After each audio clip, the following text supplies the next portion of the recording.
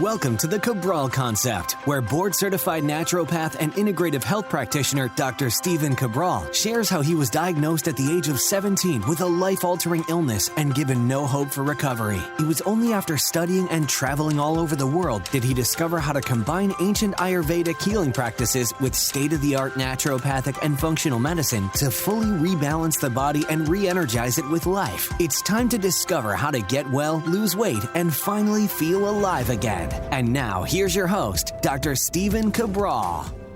Hi, everyone, and welcome back to the show. We are here today with our second Cabral HouseCall of the weekend, hopefully answering as many of our community's questions as possible today, just like we do every single weekend. Really love being able to see what the community is writing in about, and if I'm able to help in maybe even some small way. We're looking at wellness, weight loss, anti-aging topics, and really it's a beautiful community. People are writing in all the time for themselves, for their family members, loved ones, you name it, just everybody trying to look for answers for themselves and for family, as I said, but through a much more natural methodology. And that's, of course, what we're all about. We're not going to provide disease diagnosis. We're not going to provide medical-based protocols. What we're going to do is we're going to help you get to the underlying root cause. Like, what is the real toxicity issue or deficiency issue that your body's dealing with, that if you were able to replace those deficiencies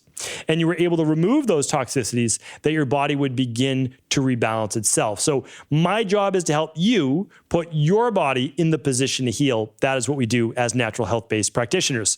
So looking forward to answering more of these questions. Every Saturday, we do 6 questions. Every Sunday, we answer 6 questions as well.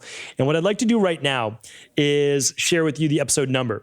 So if you go to stephencabral.com/1878, then you'll be able to read along with the questions. stephencabral.com/1878. All right, first question today. It's coming in from February 15th, which means, we're looking like we're about 6 weeks behind. That's pretty typical for us. Just everybody in the queue, obviously first come, first serve basis. So first question on April, February 15th, we are answering this from Ryan. Okay, Ryan says, "Hi, Dr. Ball. I've been using olive oil as my main fat source for a few months now, and from what I can tell, it's been doing great. I'm a 30-year-old competitive bodybuilder, currently in my off-season, so my calories are high. I'm 6 feet and currently weigh 230. I track my macros every day and usually end up with around 4,500 calories. My fat intake is higher than most bodybuilders do, which is around 150 grams a day. My carbs are usually around 450. My protein is 275. My friend and roommate just died at 26 of what looks like a heart attack, and he was a bodybuilder as well. This has opened my eyes a lot, and I want to do things as healthy as I can. My body seems to be handling the quantity of olive oil, but I just want to be sure.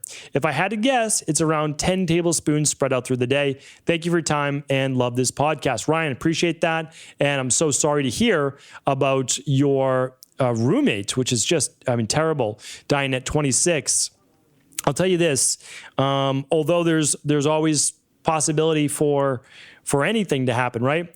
To die at 26 of a heart attack, there is typically a congenital defect that was not known with the heart, and it was placed under stress, and just people just did not know about it. Or, again, and I'm not saying anything about your roommate, or it's from some type of drugs that were being used. So there are many bodybuilding drugs that are not great for the body, starting to stack things like insulin in the body, which a lot of bodybuilders do with growth hormone. HGH and insulin is a pretty typical stack, not very healthy.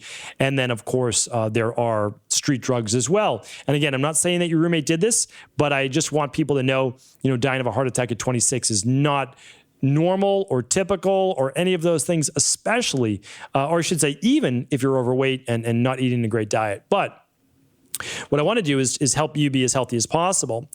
Now, keep in mind, bodybuilding itself is not necessarily natural or all that healthy for the body. And, but that doesn't mean you can't do it. Like that's the thing. I just want people to know, it's not natural to do a lot of things, but we do them. And especially, you're 30 years old. And so, you're at a good age. You can certainly be doing this for a bit longer as well. But when you consume 4,500 calories a day, it's just a lot of stress in the body. I mean, that's a lot of oxidative stress. It's a lot of digestive work. Your body has to break all of that down. It has to be able to use it. And of course, you need to be able to maintain that muscle and you have to get through your workouts. So, I mean, that's of course your choice. I was there myself. My macros looked very similar to yours. Very, very similar to yours when I was bodybuilding in my natural bodybuilding, I should say, in my 20s. And I didn't do that past 26 years old, really, and 25, 26. And, I'm only 5'8", but I got up to about 200 pounds, and I was eating about 5,000 or more calories per day, and I was doing way more fat than you're doing too. However, the fat I was eating was not as healthy. Now, I was doing some MCT oil before MCT oil was even popular because it was popular with bodybuilders back then. But if you're doing 10 tablespoons of olive oil spread throughout the day, that's not that much olive oil. Meaning, I'm not saying everybody should do that, but let's say it's 3 tablespoons per meal. You're getting 360 calories at each meal from olive oil. And that's about 36 grams of fat per meal from olive oil. So it's certainly not too much. It's a monounsaturated fat. Again, I can't give you medical advice, but I'd have no issue with this. I mean, I eat 2 to 3 tablespoons times 2 meals a day. And I'm not on a high fat diet. I'm not on a bodybuilding routine at all. Of course, I'm, I weigh 35 pounds less than I used to, but I am healthier, right? So like at some point you'll probably choose that as well. And then that's okay too. It's all good. You can decide to be 6 feet, 200 pounds, lean and feeling good and all that. But there's nothing wrong with bodybuilding.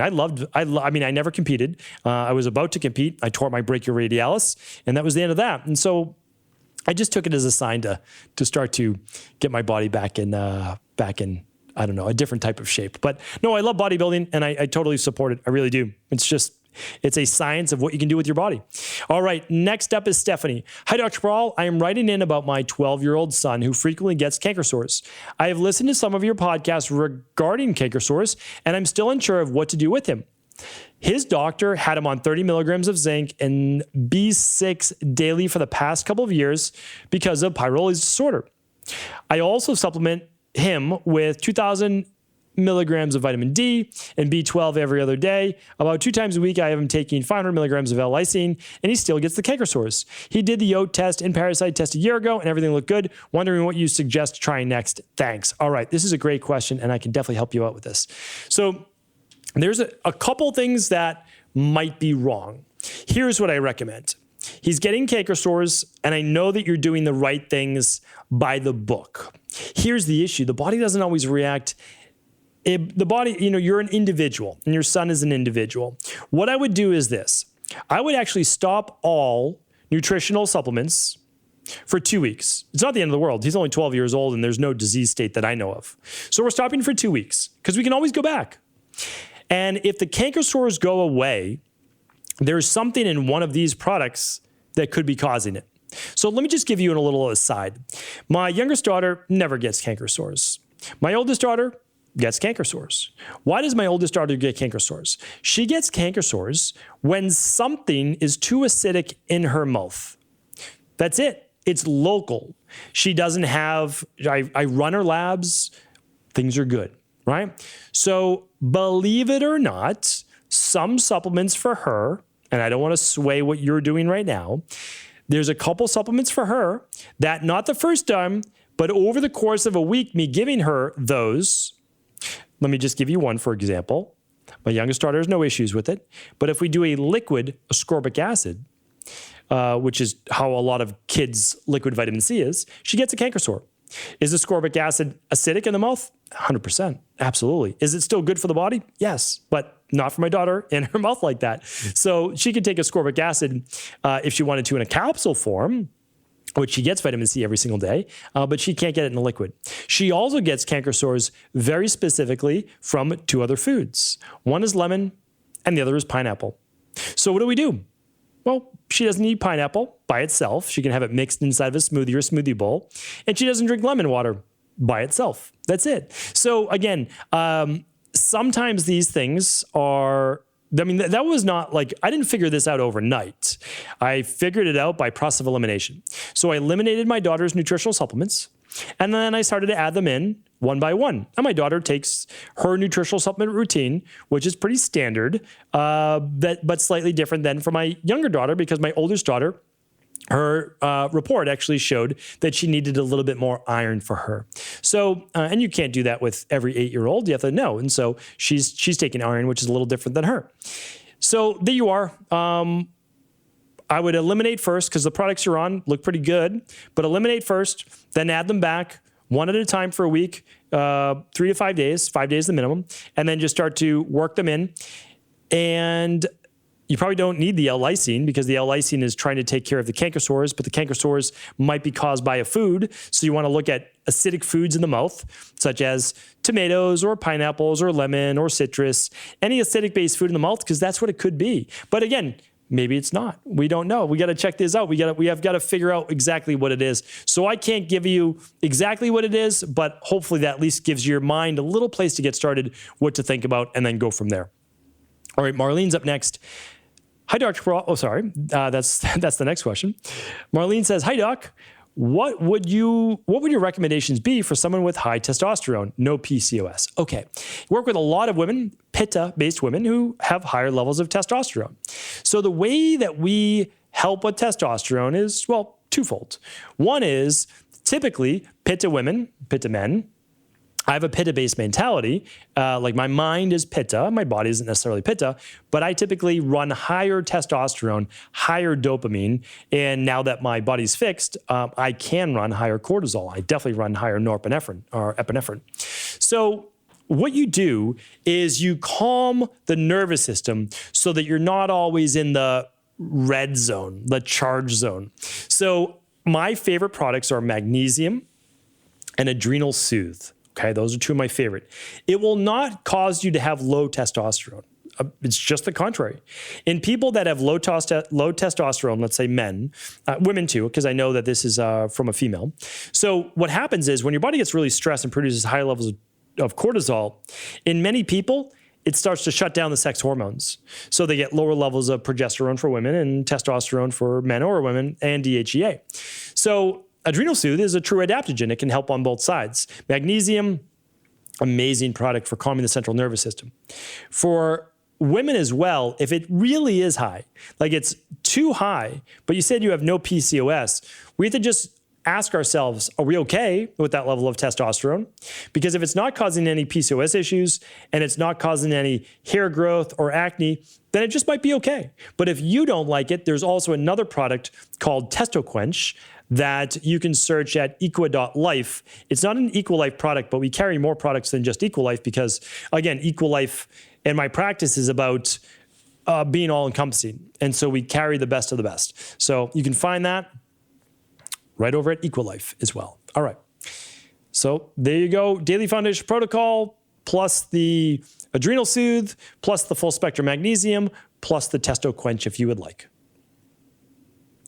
Simon is up next. Hi, Dr. Cabral. I have started drinking a large glass of water with 1/4 of a teaspoon of Celtic sea salt as soon as I wake up in the morning. However, I haven't been including lemon juice for a number of reasons, including logistics and not wanting to break my fast as I don't have my shake for a few hours later to meet my 13-hour fast. Is it beneficial having Celtic sea salt on its own or missing the potassium in lemon juice? Will I be upsetting my electrolyte balance longer term? Or we actually have two questions here. Great question, Simon. Lemon juice is not going to break your fast. I just want to repeat that. Lemon juice is not going to break your fast. So that's the good news. So you can do lemon juice with your sea salt. You don't have to worry about it at all. So I don't even know if that's the answer to the other one, but there are many people that run lower blood pressure and lower adrenal output that would not want to do the lemon or lime. They would just want to do the Celtic sea salt because they would want to increase blood pressure a bit. And the sea salt also helps the adrenals as well because it helps with it doesn't help with aldosterone, but in a roundabout kind of way, we talked about the feedback loop for the brain and it helps with that. So there you have it. Lemon, fresh squeezed lemon or lime is not going to break your fast. Megan's up next. Hi, Dr. Cabral. Thank you for all you do. I have learned so much and plan on continuing my education through your classes. My question is about my 7-year-old son. His gastroenterologist thinks he might have cyclic vomiting syndrome. All I have found on this is that there is no cause. What do you think? Are there any labs that I could run for him? I can't believe it, except that there isn't a cause or some sort of treatment for it. Thank you. All right, Megan, first of all, there's a cause for everything. There's a cause for everything. There is a cause for everything. The person you're working with, again, they can be absolutely brilliant. They just don't know the cause for cyclic vomiting. Cyclic vomiting, by the way, is just unexplained vomiting. Like, that's really it. We just give it a fun name. Cyclic vomiting syndrome, right? It's just a name. When I had Addison's disease, it's just a name. It was named after Dr. Addison's. That's it. So what I want to share with you is this. If you go to stevencabral.com/podcast and we type in cyclic vomiting, you'll see that on October 28th of 2017, I did a show on cyclic vomiting. I have no idea what I said on that show, but I bet it was something like this. I'm going to give you another answer, right? That cyclic vomiting can be caused by H. pylori in the stomach. It can be caused by poor food combining. It can be caused by low stomach acid and more of a fermentable stomach and gut. It can be caused by weak lower esophageal sphincter muscles. It can be caused by a hiatal hernia.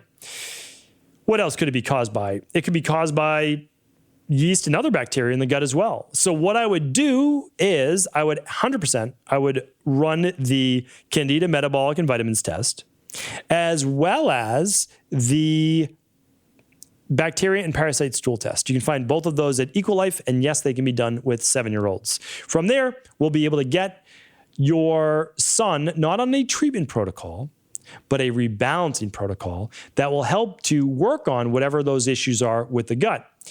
Plus, I mean, you can run the other labs, which I do recommend, like the minerals and metals test, but we'll begin to rebalance that as well, for sure. Yes. So there you have it, Megan, that there is a digestive issue going on. High, low stomach acid, most likely low. H. pylori, potentially. Lower esophageal sphincter issues, potentially. And so we'll be able to, I think that we'll be able to figure this out. There's no guarantees in life, but for sure there's a cause. For sure there's a cause, and if there's a cause, there's an answer. All right? So keep hope alive. No doubt about it. Your son, he's going to get well. No doubt about it. We'll figure this one out. Last question of the day. It's from Robert. Robert says, hey, doc, absolutely love your work. I'm trying to work on my histamine issues in various different ways. Staying away from foods high in histamines, taking my daily nutritional support, balanced zinc, omegas, vitamin D, and B complex every day. I've done numerous detoxes in CBO, the CBO finisher, etc. I've done the parasite protocol as well as the heavy metal detox. It doesn't seem like it's getting better, which is frustrating. I still react massively. I can't even have a little piece of dark chocolate or avocado without breaking out or scratching myself all night. My questions are, I know you had massive histamine issues when you were younger. How long did it take to heal? Does exercise increase histamines? Every time I work out, I get more itchiness on my skin. I'm 23 now. When I was younger, I didn't have any histamine issues whatsoever. How come I suddenly got it? Great question, great question, great question. And yes, I was as bad as I've ever seen in terms of histamines. Like, I mean, and I don't wear that as a badge of honor. I don't have it anymore. But I'll tell you, like, in the background behind all of this, I don't do great with histamines. Now, to go to your question, I can have a glass of red wine and I'll be fine. I can have dark chocolates. I'll be fine. I can have curry and I'll be fine. The problem is I just can't do that over and over and over, because then my histamine issues will be there, because it is in my genetics. So I just have to know my genetics, but I've also healed my body. Your issue is what? The rain barrel effect, right? So your rain barrel got full. Now your job is to say, how do I empty the rain barrel? And you've done a great job. So by the way, give yourself credit. You've done so many great protocols, and there's no doubt about it. Your body, I'm sure, is doing a lot better overall, but you're still dealing with this histamine issue. So we want to look at it this way. I want to make sure that your Th1 to Th2 immune system is balanced. The only way I got rid of my allergies, my hives, all my histamine-based issues was being able to balance to a better degree my Th1, Th2 immune system. Now, keep in mind, typically from a young age, we're more predisposed to one. I'm more predisposed to Th2. My wife is more predisposed to Th1. My wife never gets sick, ever gets sick. But if she doesn't follow a healthy lifestyle, she'll be more prone to certain autoimmune specific issues. For me, I am more prone to all of the sensitivities, right? As a Th2, very, very sensitive individual. And so we have to watch for that. Now, here's the thing.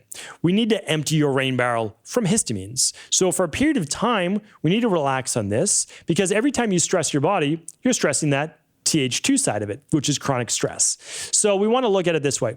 You do want to exercise, but believe me, even high heat can cause a histamine response, okay? Hard exercise causes a histamine response. So you're right in that area. So you want to be gentle with your body. Meditation, magnesium, adrenal soothe, all of these things are calming for the body. But I want to give you one more tip. Sometimes certain herbs will affect your histamine levels, meaning you may or may not be able to use the adrenal soothe.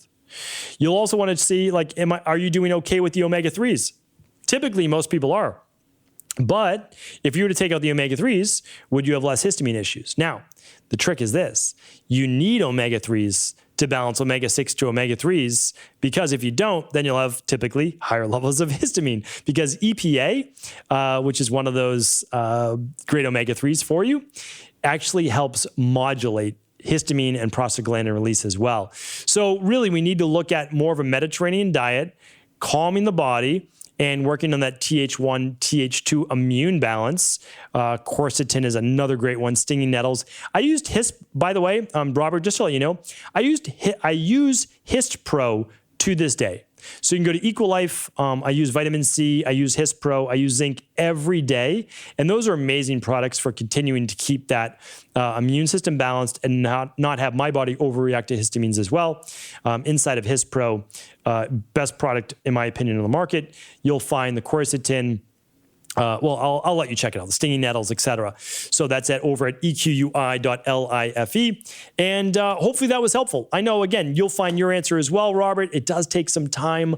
It doesn't get your Th1, Th2 immune imbalance does not necessarily get rebalanced within just a couple of months. Keep working on it. Keep getting there. You will get there. You will succeed. Thank you so much, everyone, for tuning into today's show. And don't forget to tune back in tomorrow for another Mindset and Motivation Monday podcast, a great way to start your week. Thank you so much for just tuning into the show. And before you go, I wanted to share with you some fun news. Every March, it is that big, momentous occasion where I celebrate another year on this earth. And every year during my birthday month celebration, what I like to do is I like to share with you exactly what I do each and every year. So each March, at the end of March, I begin my Big 5 labs. That is when I take these 5 specific at-home labs that I've been doing now for over a decade. And actually, these are the same labs that help me get well to figure out what my underlying root cause health issues are and were over 20 years ago. Now I use them to simply optimize my body. So you can use it in 2 ways. The Big 5 labs allows you to figure out what are the underlying root cause issues that are keeping you from getting well, from losing the weight, boosting your metabolism, and then aging at a much slower rate and actually reversing the aging process in many cases. So to learn more about the Big 5 labs and exactly what I do every single March, head on over to equi.life. That's equi.life, because for the first 100 Big 5 lab kits, we are actually discounting it by $500 for my birthday week. So that is going on this week. And again, while supplies last, it's the first 100. And just like last time, we ran out of those minerals and metals based tests. So I want to make sure that you get your opportunity, if you've been interested, to see where your vitamin levels, mineral levels, electrolytes, hormones, your digestion, your thyroid, your hemoglobin A1C, all the different numbers that you should be looking at.